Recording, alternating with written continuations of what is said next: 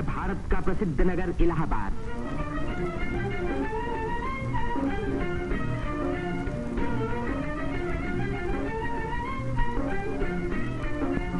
यहीं पहल उत्तर प्रदेश में एक विश्वविद्यालय की स्थापना हुई। इसी वजह से ये नगर उत्तर प्रदेश की शिक्षा और सभ्यता का केंद्र माना जाता है। पंडित मदन मोहन मालवीय, पंडित गोविंद वल्लभ पंत और अनेक प्रतिभाशाली व्यक्ति इसी विश्वविद्यालय की देन हैं, जिन पर आज देश को गर्व है। ये है हमारे प्रधानमंत्री पंडित जवाहरलाल नेहरू का निवास स्थान, आनंद भवन। भारतीय राजनीति का ये एक प्रमुख केंद्र रहा है।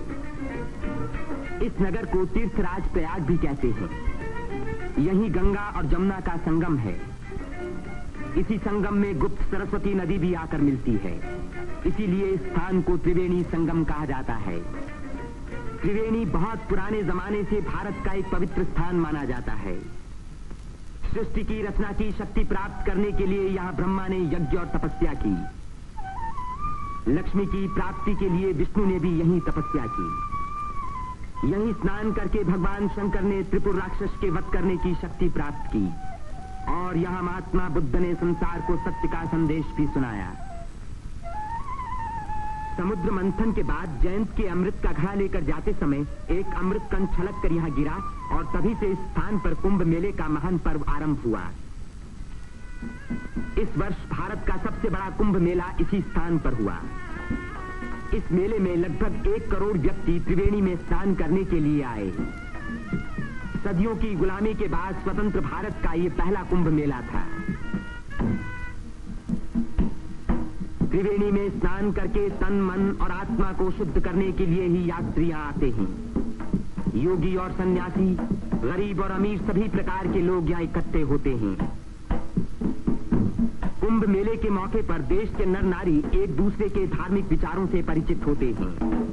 धार्मिक संस्थाएं योगी और सन्यासी यौगिक क्रियाओं को दिखाते हैं।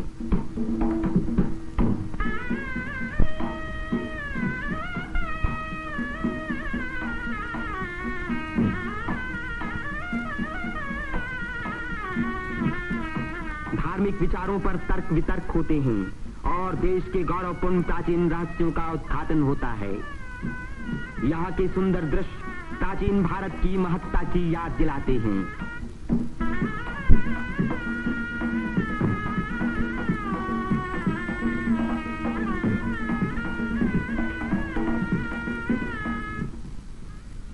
मेले के धार्मिक रूप के अलावा उसके दूसरे दृश्यों में सुंदरता और स्वतंत्रता का रंग चमक रहा था। रंग बिरंगी चूड़ियां, देवी देवताओं की मनमोहिनी मूर्तियां,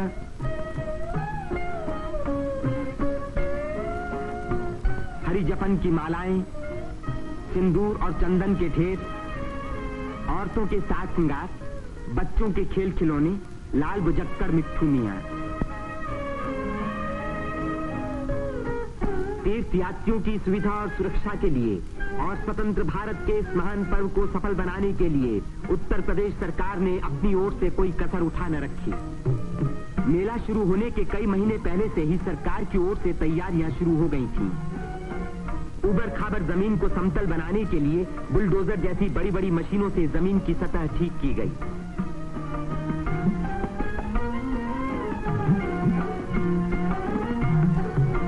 गंगा जी ने अपना किनारा 15 से 30 फुट गहरा काट दिया था, जिसके कारण यहाँ स्नान करना असंभव था। बुलडोजरों ने इन किनारों को सपाट बनाया, जिससे तीर्थ यात्री यहाँ सकुशल स्नान कर सके। जिस काम को 1000 आदमी 3 महीने में खत्म नहीं कर सकते थे, उसी को 6 बुलडोजरों ने 15 दिन में पूरा कर दिखाया।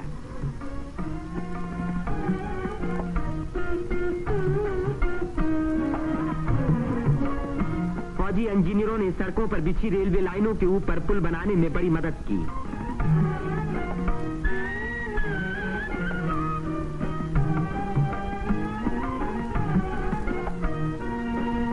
इससे रेलों के आने जाने के समय भीड़ सड़कों पर कभी न रुकी, बल्कि लगातार त्रिवेणी की ओर बढ़ती रही।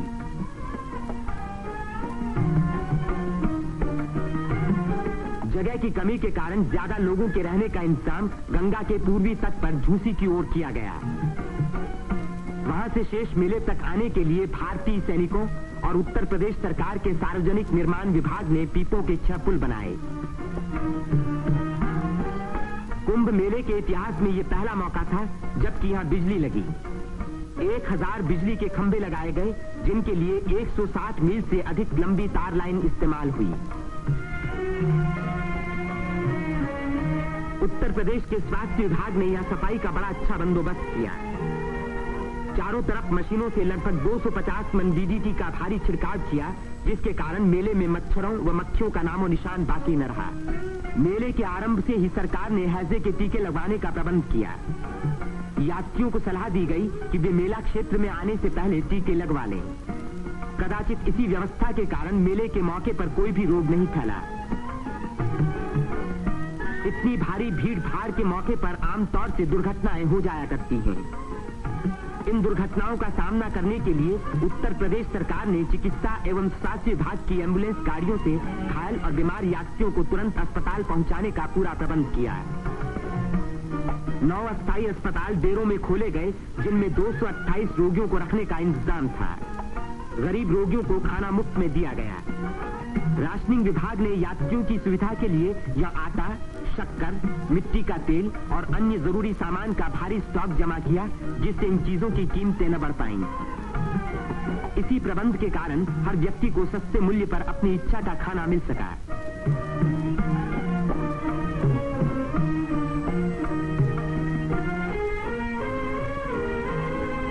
सेवा समिति, अग्रवाल समिति और भारत स्काउट्स एंड गाइड्स जैसी स्वयंसेवक संस्थाओं ने यात्रियों के मार्ग निर्देशन, उनकी सुरक्षा और घायलों का प्राथमिक उपचार किया। पुलिस यात्रियों के संचालन का कार्य करती रही। आने जाने के लिए अलग रास्ते रखे गए।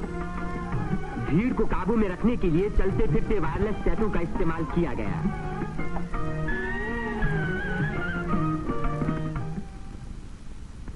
भूले भटके लोगों को खोज निकालने और उनको उनके घर वालों तक पहुंचाने का खास इंतजाम किया गया।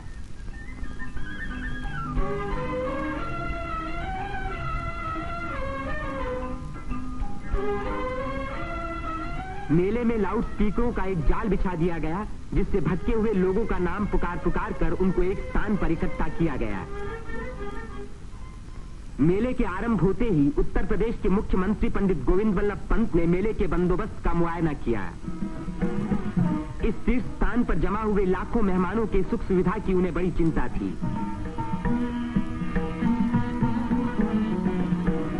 उन्होंने नाव पर सवार होकर घाटों का निरीक्षण किया।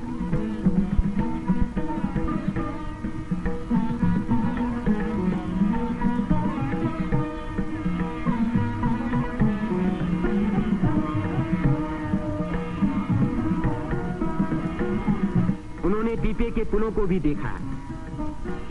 ये अखाड़ा जो ऐसे ही एक पुल को पार कर रहा है, पुल की मजबूती का सबूत है।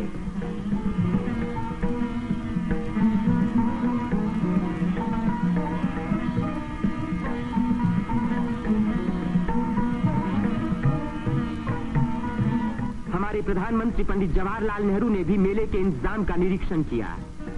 वे सड़कों पर घूमे और पुलों पर भी गए।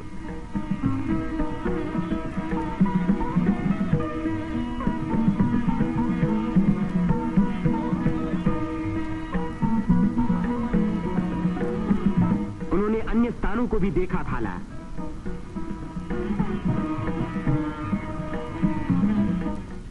भारत के अन्य लाखों व्यक्तियों की भांति हमारे राष्ट्रपति श्री राजेंद्र प्रसाद ने भी त्रिवेणी में स्नान किया। इस दिन अपार जनसमूह यहां इकट्ठा था।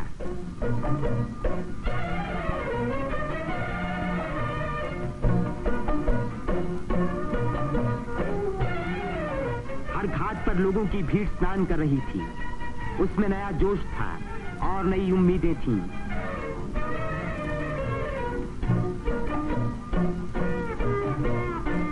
ये दृश्य जाहिर कर रहा था कि इस भीड़ की महान रचनात्मक शक्ति के कारण देश का भविष्य उज्जवल है।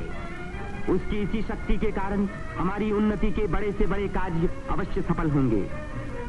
जिस स्थान पर मनुष्य और देवताओं ने यज्ञ किए और भविष्य का संकल्प किया, उसी स्थान पर इन नर नारियों ने आज भारत को फिर से बलवान और सुखी बनाने की प्रतिज्ञा की।